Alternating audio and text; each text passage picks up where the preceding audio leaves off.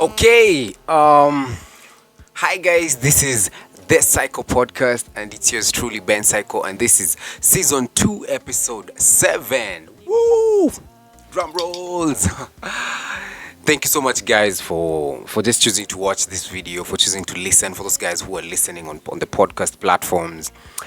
And yeah, man, before I even start, or before I even forget, I have to start with this. Last time, or the last week, I dropped an episode on fear, and I did not think that that so many people are struggling with the same thing. So many of you guys sent me DMs of some of the things that you're struggling to fight, or some of the things that you're battling with. I don't know if this watch is making those sounds again.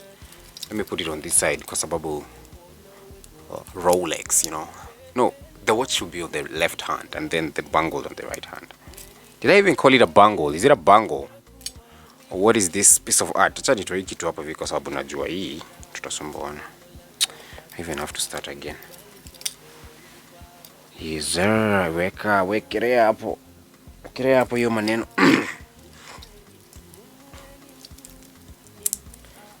We start. Okay, hi guys, this is yet another episode of the Cyco podcast. Karibu sana to those guys who are listening to us on the audio platforms.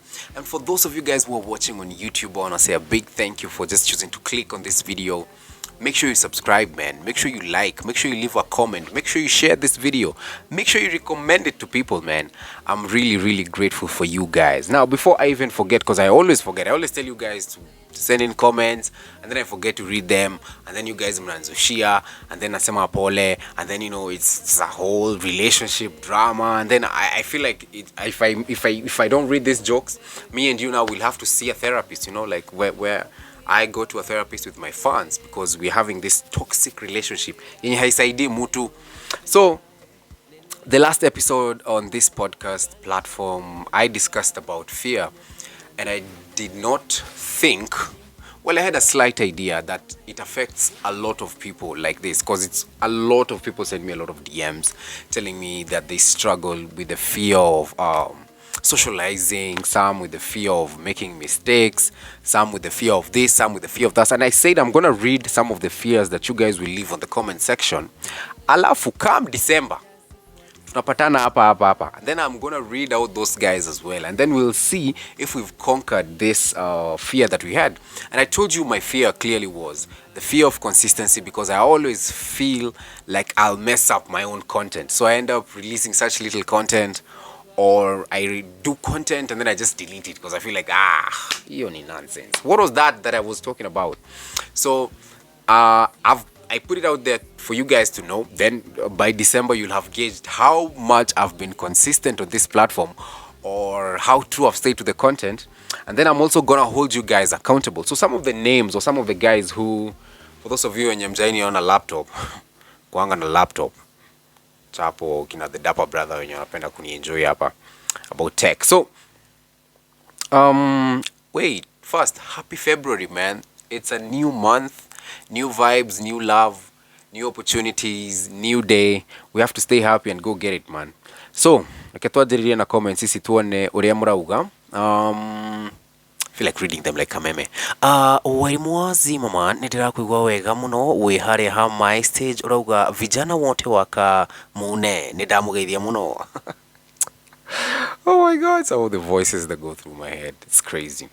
But so on the episode about fear, these are some of the comments that I got. Irene Cheptor is saying that I want to get over my fear of making mistakes and not knowing everything will work. I mean, trust me, Cheptor, this is almost all of us.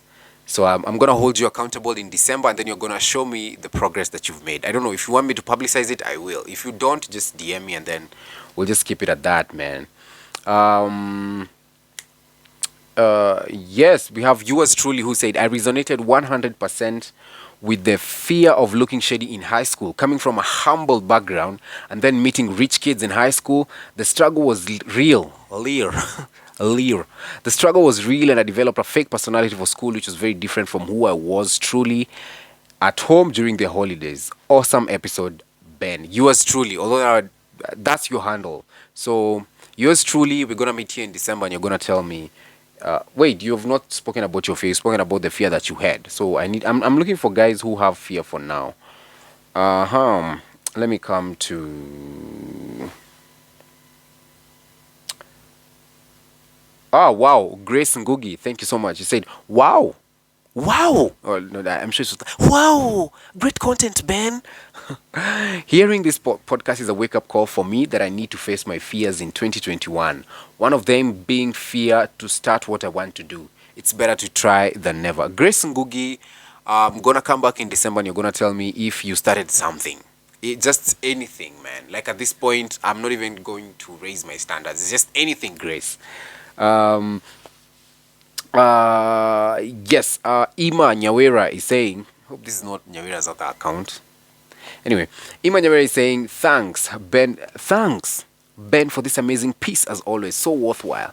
My theme for this year is basically to come out of my comfort zone in every step that I'm placed. Nimejikazia vitu mob sana simply because I'm either afraid of the unknown, fear of messing up, past failures, and questions like, what if I fail? But this year we are not holding back. If at all, let's fall forward. Nice one, Ima Nyawera. So Ima, I'll just ask you, so what if you fail? So what? Utapelekwa kamiti. Ni wapi huko nini utafanyiwa? What if you fail? Let's go get it, man. Wow. Kenyan entrepreneur is saying going into full-time content creation, too many uncertainties. Wow, this is so true, Kenyan entrepreneur. And you need to start it because you see, the thing about our job, it's like si ukuwa kama freelancer ama wase wa biashara. Like at one point you might be having so many jobs, then at one point you might not be having the same jobs. At one point you might be having so many fans, at one point hauna mafans. But it's the business. We keep growing, you keep learning, we keep moving forward, and that's how we inspire people. So the Kenyan entrepreneur, I'm also gonna put you to account. I'm gonna hold you accountable in December. Nice one. Chela Kurgat. Wow, I like that name already. Chela Kurgat is saying, hello Ben, thank you for this episode. And I feel like this is a bit long, so I have to read it like a teleprompter. Unajua venye watu waniuse wanasomanga. Kana mtu hii kitabu teleprompter. Inaitwa teleprompter. I'm sure watu waniuse wako like, sasa kaka anajua nini? So Chela Kurgat is saying, hello Ben, thank you for this episode. I don't know if mine is fear of anxiety or is it the same. I usually have recurring distressing thoughts from time to time. I fear that time is moving too quickly. I don't know if it's cause I suddenly realize that we really don't have a lot of time. It's bad. I even sweat and my heart beats fast just thinking about it.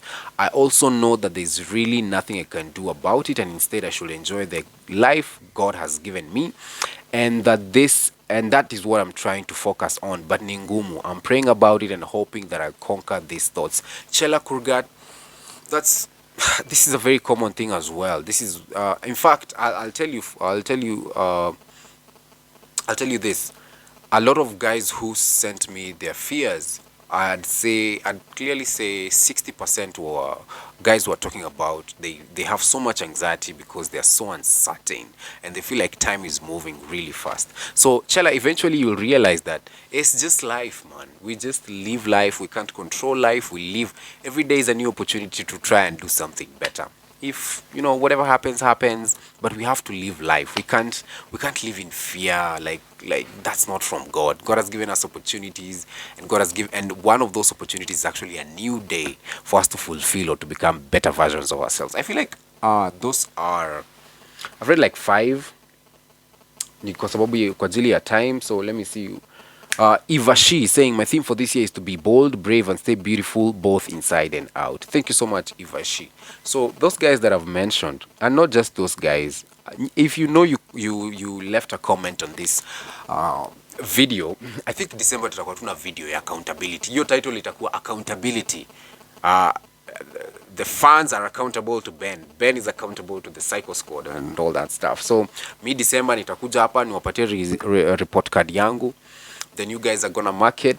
Then I'm also gonna be going through all these handles or these comments, and then you will be telling me if you've worked on it or not. So now that we have that out of the way, asanteni sana man, how have you been? I'm sure last week I did not drop you a podcast episode. Nilikuwa nimesafiri ndugu yangu. Kwani sifai kusafiri, sifai kula maisha mazuri, sifai kuenjoy. Hiyo accent bado haijatoka kwa ulimi yangu. Haijatoka bado. So we went to Watamu, man. There was like this party happening over there, friend of ours, and it's a close friend. So we had to all of us travel. It was not just myself, we were a group of guys, and it was the real fun experience. I've never been to Watamu, I've been to Mombasa. Alafu unajua mimi hao wa Nairobi hao say fake. Hao wenye wanadhaningi kila kitu past the river ni Mombasa. Unajua yani kila kitu ni Mombasa, Malindi ni Mombasa, Lamu ni Mombasa, hata hiyo Indian Ocean ni Mombasa, Dar es Salaam pia yote ni Mombasa. No, bruh. It's I'm one of those guys who nilikuwa nimezoea to just kwenda Mombasa. So this one time we tried Watamu, and my friend, let me tell you, you try Watamu, you're never going back, man. Like, no shade to Mombasa. Mombasa is still dope. Mombasa is still fire, man. They still have the beach. But Watamu is a whole different experience. And this is because I felt like the guys in Watamu are extremely friendly. I think there's an airport in Malindi, so you take a flight, because we took a flight from Wilson, dropped off at Malindi, then we took a cab all the way to Watamu. The guys there are nice. I think they're the Giriamas, the Mijikenda. If you want to see some of the things that we did over there, head over to my Instagram page. I did a real video. Not like a real video, like video kweli, like on Instagram there's something called reel. I compiled all those fun moments into the reel, and we're staying at this amazing beautiful apartment, and then we had a local chef who was cooking yani, and it's like guys there, everyone just knows how to cook well. Like I feel like if you're from Mombasa and you don't know how to cook well, you owe this world an apology, or just hamia tu Kiambu basi ukaga uko gwito Muranga turiyeke tunywe thufu na mokimo hizo vitu zote, and not throwing shade but anyway, cooking is like not really for no, let me not be tribal, but ado ito netoi hado haitone ha matigeto sida, lakini hapa tuache tu watu wa Mombasa. Like those guys were really dope. We went over there. I'm not even a fan of seafood, like, but huko iko in plenty, and they sell it at good prices. So the prawns, yani prawns tu ndio nakumbuka. Crab, what else? Salmon. Do you have a salmon? I can't. Unajua naweza sema hapa samaki za freshwater lakes hapa vikwe. Hai, wewe unadanganya. But Watamu was really dope. I enjoyed every moment of it. I think the whole time me kutoka nifike tu hivi Watamu nilishinda kwa maji. Like at one point where I'm not in water, I was feeling uneasy. In fact, nimerudi huku na heat rush. I don't know if ni heat rush ama maybe my body was just trying to grow scales, because nilikuwa kama si swimoni huko hivyo kwa Indian Ocean. And I think the climax of it all was when we went for a boat ride, which was like, we see dolphins, snorkeling and all that stuff. So we start this boat ride. We are a bunch of like 8 guys. Wase hapo wanajifanya too cool for life. Kina Wanjiru. They know themselves. Wanjiru especially. Tunaanza hivi, tumeingia kwa boat. Unajua, now like you get into those boats. You sit. First of all, I thought like we were going to get out of those white, like those boats that we see in music videos. So hiyo boat tulikuwa a bit shocked, but tukasema maisha ni yake Mwenyezi Mungu, ni aishikilia hadi kesho, sisi kazi yetu kuishi tu.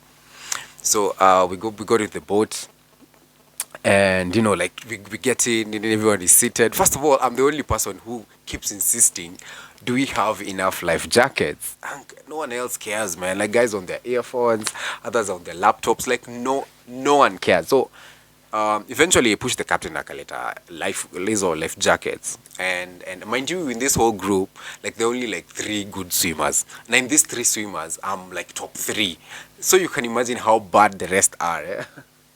So me after tuingie boat, me nikachukua life jacket, nikavaa life jacket. In fact, as we were going Wanjiru na napenda kuthrow mashade ako like it's just so funny for me how ni wewe tu umevaa life jacket. It's the life jacket for me. That's how she kept like saying, oh. And it's like she was trying to spite me and all. So I was like, anyway, me, I don't take safety precautions as a joke.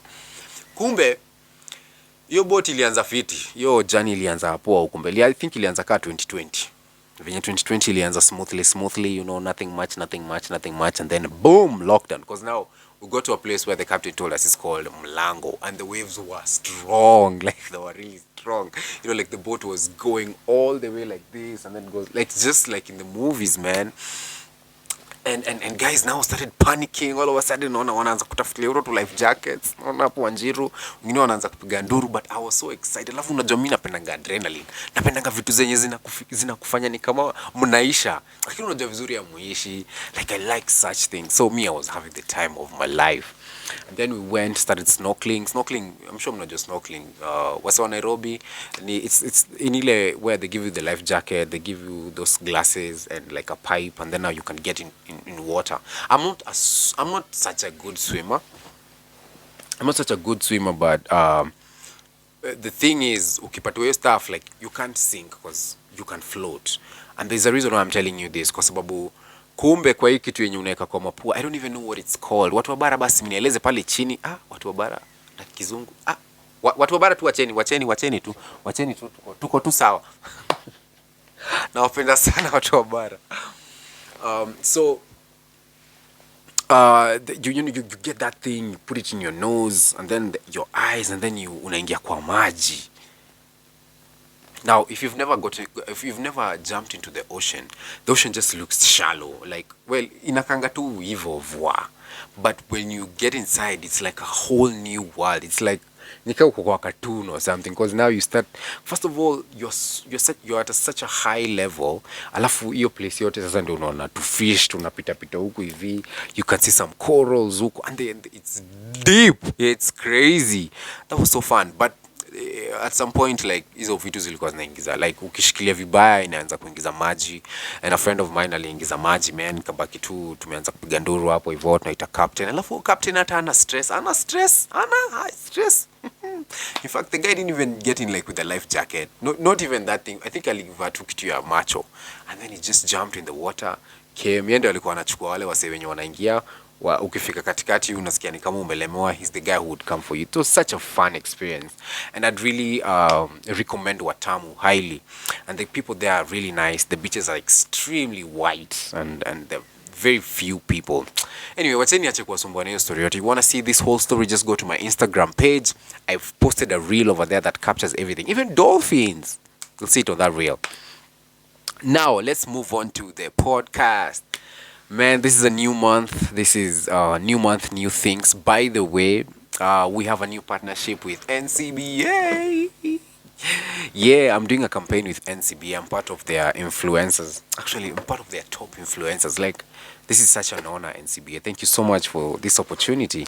And whenever we have clients coming on board just to support this, they ensure that we continue to create content for you guys. Because basically, invoice. We don't charge for this thing. So whenever we get opportunities to partner with clients who are paying, that's such a big thing, and it keeps us moving. So this campaign by NCBA is known as Numbers That Matter. And Numbers That Matter, it's as a result of those things that are very, very special to your heart. That are, as in, it's like business, but the outcome, the special thing that comes out of that business, or it's whatever that's special, but it's in a number format that means something to you. For example, even time at night, like I asked on Instagram, what are some of the numbers that matter the most to you? Alafu kuna mtu aliniambia ni ile time ya alarm, akishaeka alarm 12 to 6, hizo 6 hours, they really matter to them. And that's me as well. Like, whenever I'm going somewhere, like, I'm very serious about hizo hours zenye ninalala. And so those are the numbers that matter to them. And so I'm giving away a free hamper. Here it is. I mean, it has this amazing flask. I really love it. We have this amazing notebook. Like, hizi ni zile notebook za kutisha watu. Hizo ni zile unaenda kutisha watu na una points. Uko like, okay. Ama, like when you're meeting clients and you're trying to draw non-existent things. Okay. Unataka hiyo meza iletwe hapa. Okay. Iletwe hapa. What else? Or if you're a tailor, like umesema unataka hiyo blazer by Saturday, anaitaka by Saturday. I'm sure tailors huandika hapo chini lol, hii ataiona Monday. But I love you so much, tailors. So there's this amazing notebook that has this, I don't know, it has like these hooks over here kuhang. Unajua mama maybe kushikilia do, unajua maybe umeenda meeting na mamafia, unajua pia wewe unawatisha kiasi, pia unaekelea monyo yako hapo hivi juu. And then it has this, like this thing is just really cool. I was really looking forward to getting such things. And it has a pen. For those guys who know me, know that I really love pens, because mupenda kuandika. I'm even praying God, trusting God for a note. Manifestation, how does this thing work? I'm God, I beg, I'm praying for a note, because I've noticed a notice like writing a lot. And so I just want you to tell me then, by the way, kuna kitu na miss hapa hivi. Yeah, my power speaker, I don't know where my power speaker. Not that I don't know where it is. I actually have an idea. Some top of my suspect list is this. She's a YouTuber, and I didn't think YouTube imekuwa this bad that watu siku hizi wanapita na tuspika dogo. Anyway guys, I'll just draw a small sketch. I'll get an artist and then I'll share with you some of those images. Mniambie kama mshawaiona mtu kama huyo, ama kama kuna mtu ako na whereabouts where anaweza mpata huyo ni mtu amechukua speaker. So if you want to be part of the team or part of the guys who are winning this NCBA giveaway hamper, all you have to let me know is, what are the numbers that matter to you? Leave it, comment that on the comment section below, and I'll be giving away 2 hampers to random guys. Just randomly, I'm going to give away to 2 guys. You just send me your details, your name, your ID, your location. Sisi ni wazuri, tutakuletea hadi kwa doorstep. Lakini sasa watu wako Meru, Rada, watu wa Wajir. Anyway, we'll figure that out when we get to that point. I feel like I've talked too much and have not even started this episode yet. But the episode today is very interesting, and it's also a bit it's very interesting and very unique, because it's not a conversation or a topic that I get to hear or people talk about it often. And this is about listening. Yes, koigua, kuskiza, listening, like staying alert, and just you know that thing that you do with your ears where you get information, put it in your brain, decode it. That stuff is what I'm talking about.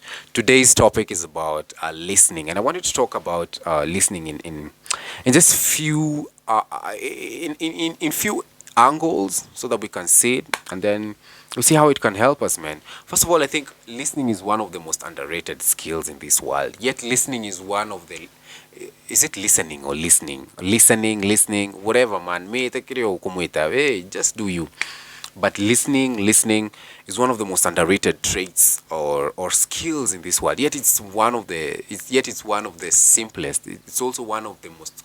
It's a skill that you can easily acquire if you want to. It's not a hard one, like let's say like I don't know, man, like something like playing golf or being a rally driver, or just kulan, kufanya soma, kuakamba. I feel like those are hard skills to acquire, but listening is such an easy skill to acquire, but it's so underrated and people don't think it's important. But I think listening is very important even in relationships, maze. Kwanza it's February, it's the month of love. Gentlemen, this is the month where pressure inakuwa full gear. Kwanza leo niliuliza, hey Wanjiru, what do you want for Valentine's? Akasema, I don't know. Figure it out. You've known me for all these years. Figure out my taste, what I want. Now, fellas, there's no bigger pressure than that, because it's easy ukiambiwa Kenya nataka, because unaingia tu kwa duka, unanunua, unapeleka. Now, when she tells you figure it out, man, you have to be keen, you have to observe what she really likes, or it's just a whole drama. And this is Feb again. and I feel like every Feb, most guys into time tunaanzanga kukuwa very alert about some of the things we can get our girlfriend, which reminds me of last year Valentine's. It was Valentine's, it was Feb 15th. So si mimi huyo, because I used to work in Westlands, so I rushed to Surrey Center. There's a shop downstairs on ground floor. I can't remember the name of that shop, but mazee hiyo shop ilikuwa imejaa tu men, ilikuwa imejaa tu majamaa. That shop sells a lot of that shop sells a lot of chocolates, biscuits, cards, like hizo vitu romantic. Hiyo shop yuuza hizo stuff. Sijui mwana sao jina hiyo shop, man. So hiyo siku ya Valentine's was so funny, because niliingia hivi like men from young old tulikuwa buka 30 and we were all buying the same thing. I remember at one point because I what had I picked? I picked a chocolate, I had a card, and then sasa mimi unajua nikakuwa a bit extra, get packaging poor, so I'm carrying all these things and I'm taking them to the counter. And I'm taking all these things to the counter for paying. So this guy who was next to me, I think alikuwa do the bare minimum. Alikuwa amekamtu akachukua tu chocolate na sijui some two things. Hata alikuwa amechukua the correct wrapping. So akiwa hapo like, hii wrapping pia umenunua hapa? Please nipatie pia kama hii. And then four other guys also said, yeah, I also want the same. And it was so funny because after I gave my girlfriend what I had bought her, I think beshte ya Wanjiru, I actually think it's Nyawera. Pia alikuwa amenunuliwa the same thing from the same shop. I don't know. It's just really interesting, and you can see how listening affects our relationships big time. You can easily lose your girl if you don't know how to listen to her, and you can also lose your guy if you're not listening to them. And by listening is not just where I hear you. Listening is where I have heard what you're saying and I've decoded that message and I've put myself in your position and now I understand you. You know, listening is like the key to understanding people, and you can't know where people are if you can't understand them. You get? So listening is a very, very important part of our lives. I mean, even in government and how government relates with its people, the government barely, it never, these guys never listen. They never listen. Like you'll tell the government, hey, government, imagine we don't want a lot. We just want you to fully equip our hospital. And then they're like, that's what you want. Nah, I think you need a flyover across town. Like, well, that's not what we really, really want. Okay. Government, we just want you to, what else does government do that's so irrelevant? Government, we just want you to create for us a sewer system such that now people can stop throwing their waste into like the river. The government is like, oh, for real? That's what you want? That's for real what you want. Okay, I have something else for you. It's a document. I made it with my buddy. It's best buddy initiative or whatever that is, man. I think it's, you want one thing, you ask for that thing, you get something totally different. So you can see even how Gava never listens to us, and it's not just from it's mostly from Gava, to be honest. You want one thing, they give you the other, and then they wonder why you're so angry and mad at them. Like it's always so funny. Like, you know what, President? Like, don't even do too much. Just pay these doctors and pay them on time. Oh, really? That's what you want? That's for real? What you want? Just go for elections or for referendum and all that stuff, and it's just a whole drama. And it's not just with government, but even in businesses. Your business can easily die. It can die a very quick and fast death because you're just not listening, or you're actually not listening to the needs of the people. I mean, look at Blockbuster, man. Netflix only replace say like this. Do you guys remember Kodak? Kodak. What? Do you remember those guys like walipitwa na wakati? Do you guys remember Nokia? Nokia was the bomb, fam. And I'm not saying they're not the bomb now. They are, but they kind of had to play catch up later because, they were too rigid to change, yet they had a very huge head start. And it's simply just because of listening, because listening is not just hearing. Listening is understanding where the other person is coming from, and then you put yourself in their shoes without being judgmental. You can't be a good listener also if you're very judgmental. You have to be very, very, you have to be very, very open-minded and be very, very keen on what people are saying. And that begs the question is, why is it that we don't listen, or why are we not listening to one another? This person is saying this person is saying that. First off, listening, for me to show you how important listening is, because I'm a believer, I'm a Christian. And one of the things that I'll tell you is that there's a story in the Bible where guys in the world decided to come together to build such a tall tower. They decided like they're gonna make a very strong tower that's gonna get them to heaven. And I have a feeling these guys were well in on their way to heaven with that tower. And God had to confuse these guys and give them different languages. And that way, no one was listening. So that became just a whole new chaos. drama, and I'm sure wakasema wacha basi tuachie hapa, wacha si tuenda kutengeneza tunnel, si tuenda kutengeneza apartments, si tutengeneza pipeline. I don't know how it happened. I was not there. It's just a story that I'm sharing with you. I also read it in the Bible, but that shows you how important listening is as well. And you would realize the reason why most of us like don't listen is, first of all, is that we it's how we were brought up, you know. There is a way we've been brought up where we were never listened to as kids, you know.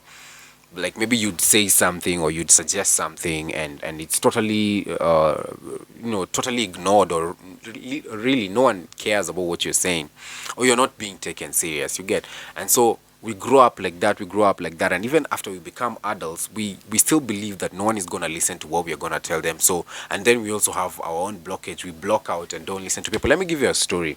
One day we were in Tao with Wanji, we were shooting content. So hapo hivyo karibu na Catholic Parochial. Do you guys know Catholic Parochial?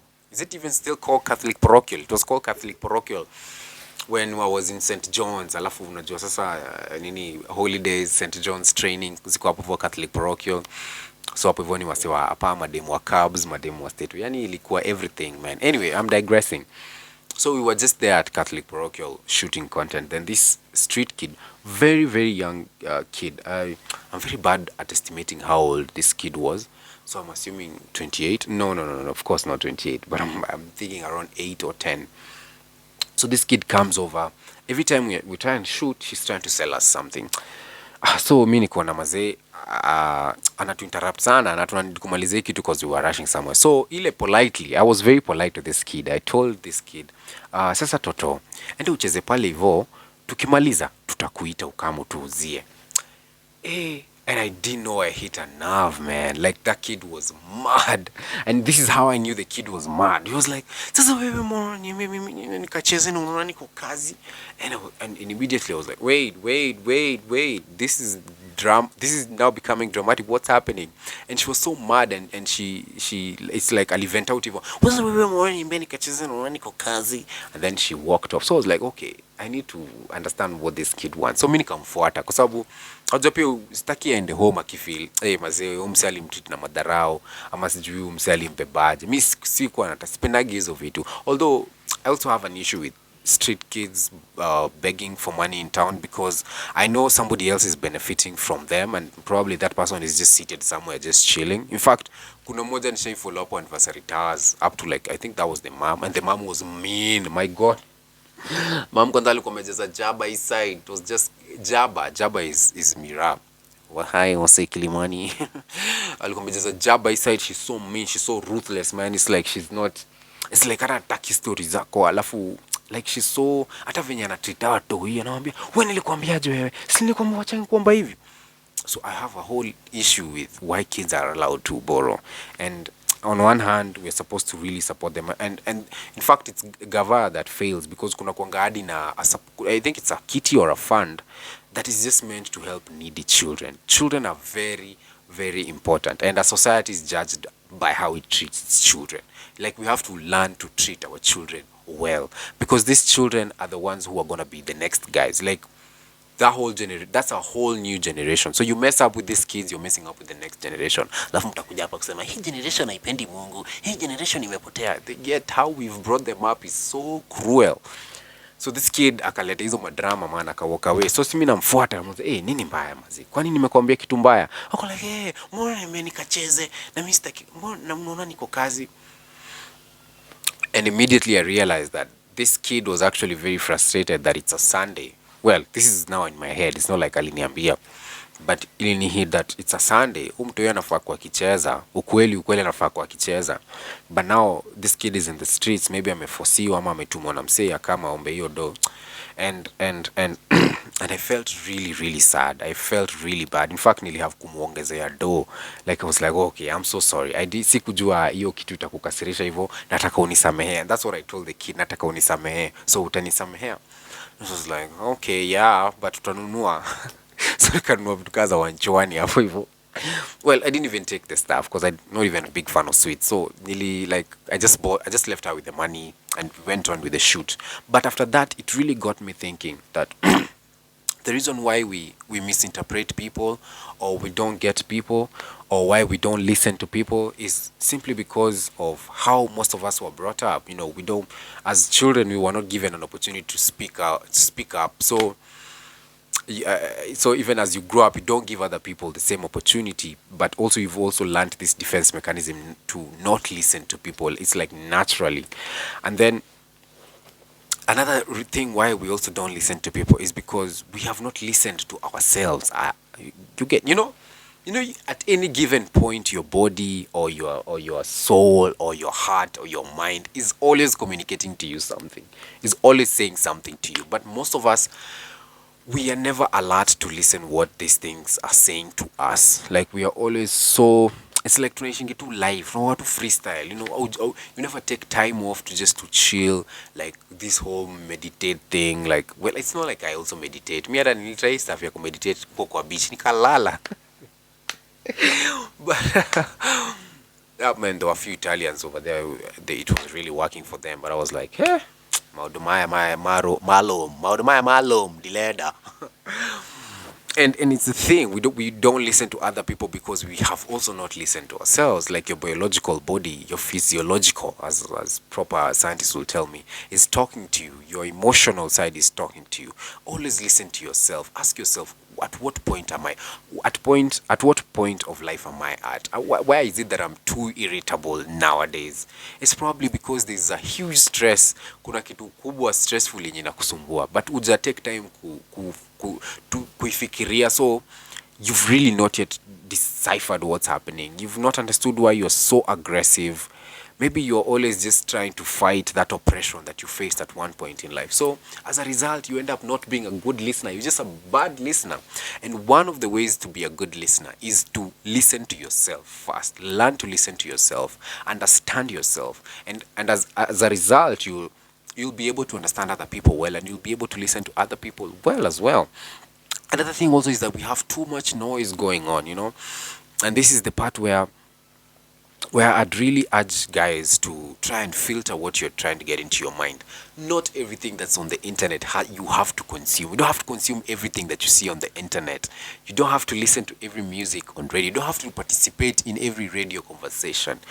Learn to keep your mind, or to block your mind to relevant stuff, or stuff that matters, such that you have very akili yako ijajaa. Lakini sasa udaku ya nani uko nayo, udaku ya nani, like, you know who's trending, you know who's not, you know what's happening here. I think try and take a lot of time to also develop yourself and to grow yourself, because people can take stuff from you. The one thing that people will never take is the value that you've created for yourself.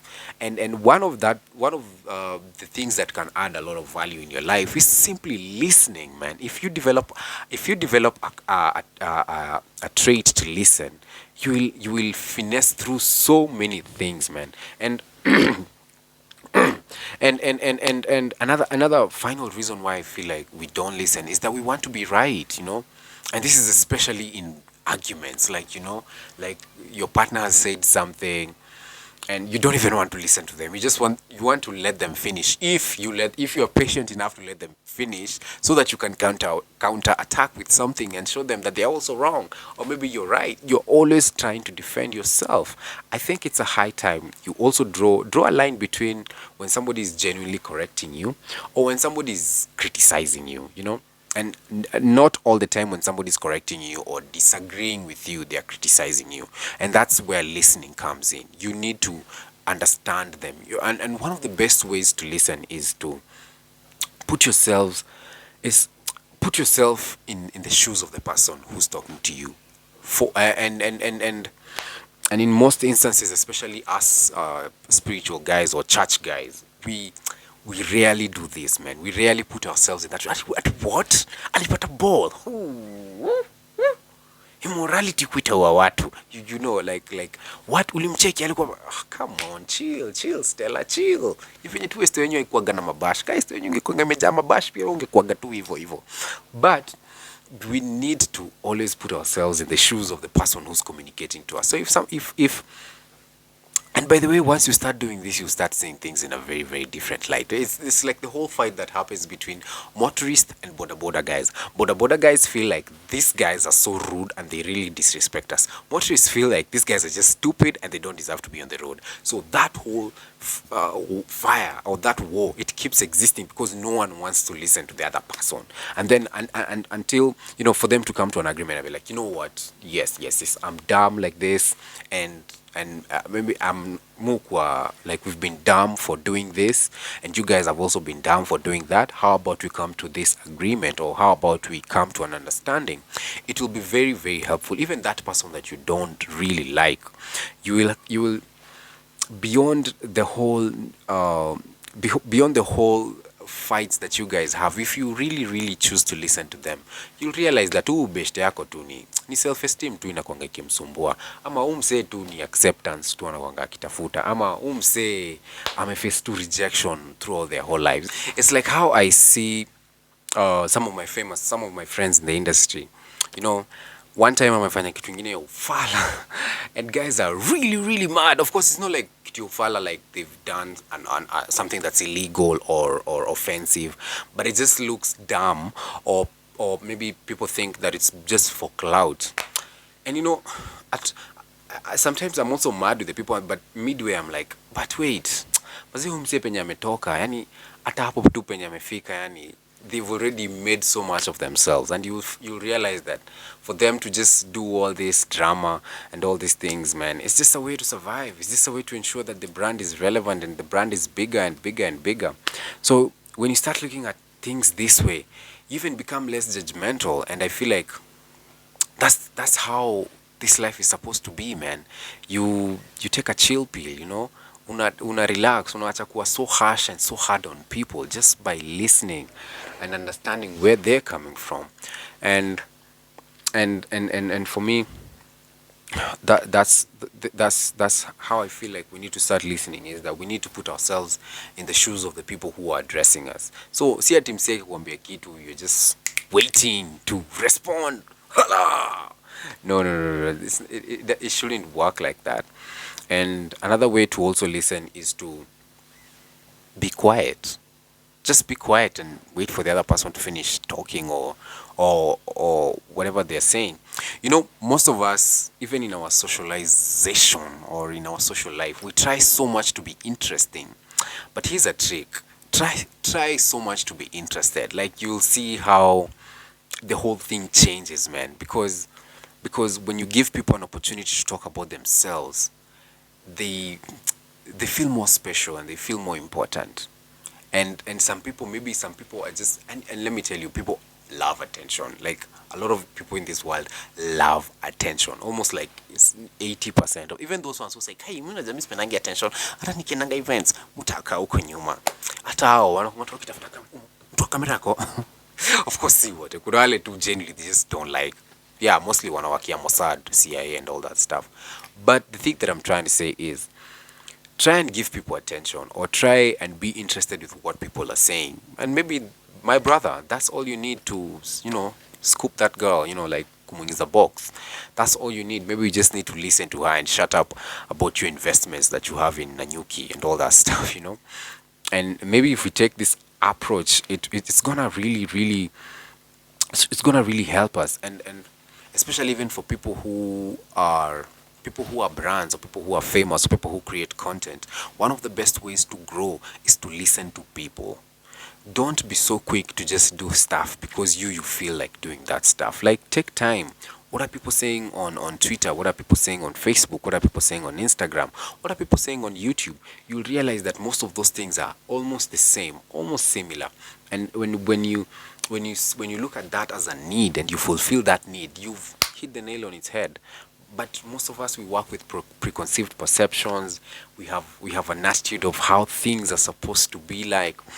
But I feel like if we take some time to just listen to people, we'll be able to even grow our businesses to such high levels. Another thing also is that I have learned, and I've learned this in the business the hard way is I'd go for briefs. A brief is where unaenda client akwambia what anataka, and most of the times client akikwambia kenye unataka wewe already unakuanga na kierere yako, ushajua wewe hivi ndio inafaa ikae.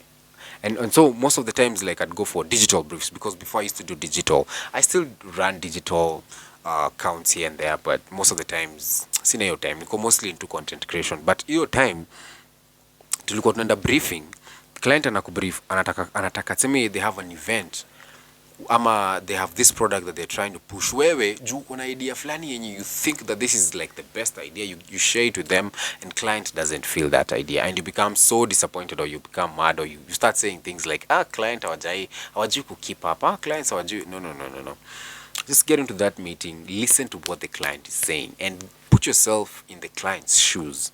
That way you will be able to see through their eyes, through their goggles. I know goggles has been a big thing in the past 1 week. Mambo ya goggles. Yes sir, big shout out to former governor.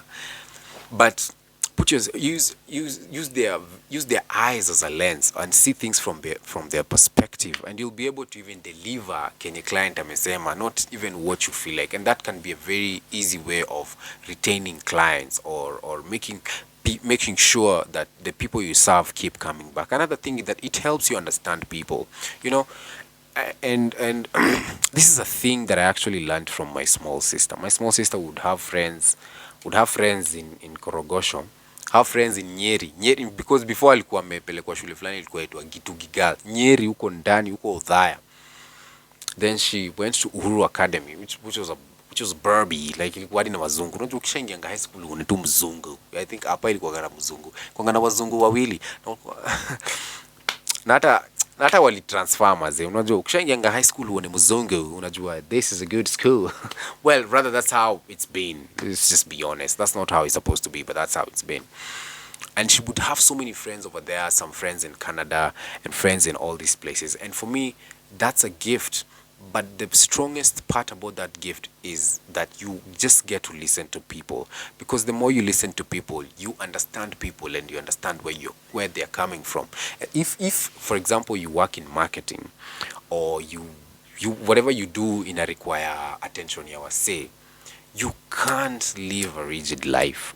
In fact, one of the best ways in you develop a good product, or a good campaign, or a good marketing strategy is not necessarily in the office. It's on the ground maze. Endo interact na huo chi, ujue kwanza venye hao uona vitu na how they see things. Endo interact na huo mse amenda junkie to play games, or just interact with the kange, interact with the Uber guy, listen to them. And the more you listen to people, you start seeing yourself in their stories. You start seeing sides of small bits of yourself in their stories. Don't listen waiting to judge, like, ooh, that's some dumb move, or unajua mse amekwambia kitu uko like fala, ushambeba yeye ni fala. I don't think kuna wase utembea in these streets wakidhani yao ni mafala, although kuna watu wengi mafala. But if you want to help somebody, or if you want to reach out to somebody, just listen to them. And listening involves hearing what they've said, you decode it, and you put yourself in their shoes, and you fully understand what they're saying. That way communication becomes very, very easy. This was a very, very interesting podcast topic that I challenged myself that I'll do. Let me see how long I think I've taken over 30 minutes, over 40 minutes. So this is a very interesting podcast episode, and I'm going to be throwing a lot of these episodes and these interesting topics that people rarely focus on, but they can change your life 360. They can change your life 100%. Maybe the problem why you're always single, my brother, it's because you never listen to these girls. Just listen to them. Like there's one I saw, there's a guy mazina, si wako propose hivi wanakuanga wametuweka pressure mzee. So this guy alikuwa, I think it was like these theaters where we have guys who perform with animals. So I think this lady alikuwa na perform, I don't know what that bird is, niliona hii video Twitter. So tuite nini, an eagle? No, I don't think an eagle inaweza cheza mchezo kama hiyo. Eagle inaweza leta mchezo kama hizo, uone imepita na kichwa ya mtu. Let's say a sparrow. I'm not sure about sparrows. What are sparrows? Let me even Google. Or a falcon. Sparrow or a crow. Yeah. Oh, it was just a bird. Sparrows are very small. based on what I'm venye naziona hapa hivi. Waluya bwana, si mko hapa. Bwana, wani hujui Sparrow bwana, Sparrow. Unaongea juu ya Sparrow ama Subaru? Anyway, love my Luya people, man. But so this lady was performing with a bird, and I think the boyfriend alikuja na a girl, Charlie alikuja na demu yake, and he wanted to propose. So I think alikuwa amepanga na the lady who was performing huko mbele, akasema I'm gonna give you this note. I'm gonna give you this note, and then your bird is gonna bring it to my girl. Cause Charlie automatically alijua sasa nasema nini shwali na feel nikani mwatupisha mbao. Let me just paint that picture well. Let me paint it very, very well. This couple goes to a stadium to watch this performance where this lady is performing with a bird. So sinajua mpaka wanaibebanga hivi, yani na maswag, yani wamezoeana na mpaka wanaibeba hivi. So this lady amebeba hiyo bird hapa. But before hiyo game ianze, boy alikuwa amebonga na dem mwenye ana perform, akamwambia, hey, I'm gonna give you a note that's gonna be written, will you marry me? And then you're gonna give it to your bird, and then you're gonna pretend like you're looking for somebody from the audience. You get? And then I know my girl, she's gonna be the first one to raise her hand. So you're gonna pick her, and then this bird is gonna come over to her, imlete your note, alafu ikimletea, I'll propose. Damn. Guys alikuwa amewin, man. And I feel like this guy he cracked all this because he just listens, man. And I know this is an area we really struggle with as men, you know, like we've developed some new mechanism of okay so, nakusikia, you know, like, but deep down unajua vizuri hakuna kitu nasikiza hapo. But this year I want us to listen more, and not just to other people, but to listen to ourselves and to listen to also to God. You know, most of us are looking for answers that are written all over where we are. Like the answers that we need are in front of us. All we need to do is listen. So just take some time off, you know, listen to people, understand what's happening, understand yourself, understand God, understand your spirit, and we're going to have a very, very beautiful 2021. And that's the end of my conversation today. I have so many good things planned out for you guys this year. I know you guys are going to enjoy them. Top of the list is the live podcast sessions. I'm still yet to get a date. But before I even go there, I'd love to know, how do you want me to do the live podcast sessions? Do you guys want to pay? If you want to pay, how much do you want to pay? How Habesa was sensitive, ma. So let me know how you guys want us to do this whole live podcast things. I love you so much. This is yet another episode. Make sure you subscribe, share this video. Watch out for more episodes coming. I think I've said everything that I'm supposed to say. I always forget stuff, and then next I'm like, but anyway, I love you guys. Adios. Have a good week. See you on the next episode of the Cyco podcast. Let's listen more. This is 2021. Adios.